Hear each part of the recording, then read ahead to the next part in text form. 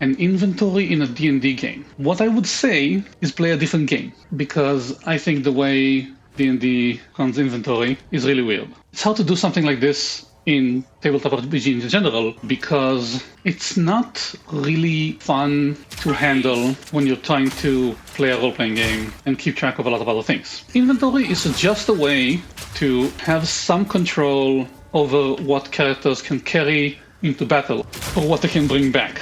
Otherwise they'll carry an armory. I think that is actually a vestige of old style D&D, where dungeon delving and surviving and being able to carry things outside was one of the biggest points. What they do in D&D 5th edition to control how much you can carry and how much you can bring back is weight. But no one pays attention to that because it's not fun. For example, in Factorio, you can carry 20 giant drills in one spot of your inventory because we only care about the amount of options you will have access to at one time, which I also think is a bit annoying, but whatever. For me, I like Crashland's inventory system the best. One way to control it is weight, but no one pays attention to that. And the other way is with money. You restrict the amount of gold players have access to, and thus you restrict what they have access to as far as powerful items. It tends to be annoying because there's a disparity in which classes need which items. For example, a fighter will usually just get their plate mail and have fun with it, while a wizard keeps needing to buy paper and scrolls and all that stuff.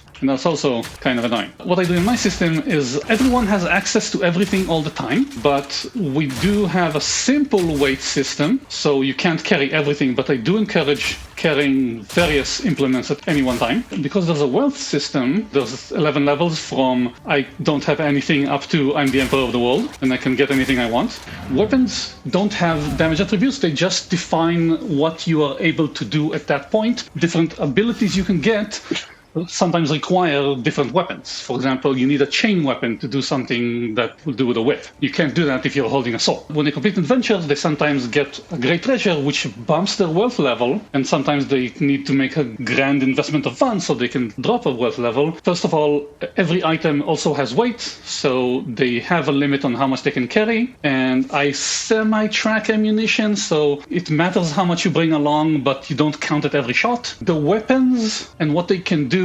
improve as you have better wealth. For example, a sword you get when you're a simple walking man is not as good as one you can have when you're a knight. What we get with wealth levels is that we don't care about an individual gold or silver piece. We can say the characters at wealth level 3 can go to the hole in the wall inn, but when they're at wealth level 6, they can go to a high establishment. At wealth level 3, they can't afford the high establishment, but at wealth level 6, we don't care how much anything costs. It's not dramatic. So yeah, I'm really looking forward to actually doing more tests with it and see how it feels, and especially what people feel about the carrying capacity and the ammunition restrictions. A game like D&D, I'm guessing, is supposed to be fun. D&D basically is about fighting monsters, killing things, and getting treasure. And for some reason, a lot of its mechanics kind of contradicting that. I'm not doing the exact same thing, but I am following MCDM's ideas, putting my own spin on them. The first idea is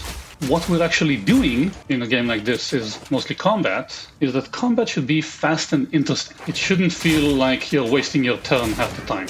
So that's the first thing you need to do about D&D. The first axiom of role-playing is play the right game. A lot of problems with games you're playing can be solved by first playing the right game. If you're playing a game that is about fighting monsters, then fighting monsters should be the big thing and it should be fun. If it doesn't do that, then maybe you need a new game that actually does that. You can see in a game like this, Grinding Gear did learn a lot about design. So what you have here is a boss monster with minions, nice and big, with a lot of HP and damage and AoE attacks and sometimes even range stuff. So I need to think about him, his big attacks, and also about his minions. And maybe they don't matter all the time. I actually expect the bosses to be the biggest draw of this game. People are already calling it Dark Souls as an ARPG. But also, from the mechanics of PoE, having minions is very important, because minions help you refill your potions, because it only works on kills while you're fighting a big baddie that doesn't recharge them. D&D doesn't really help you when it comes to designing good encounters. That's why there are so many tutorials on the internet.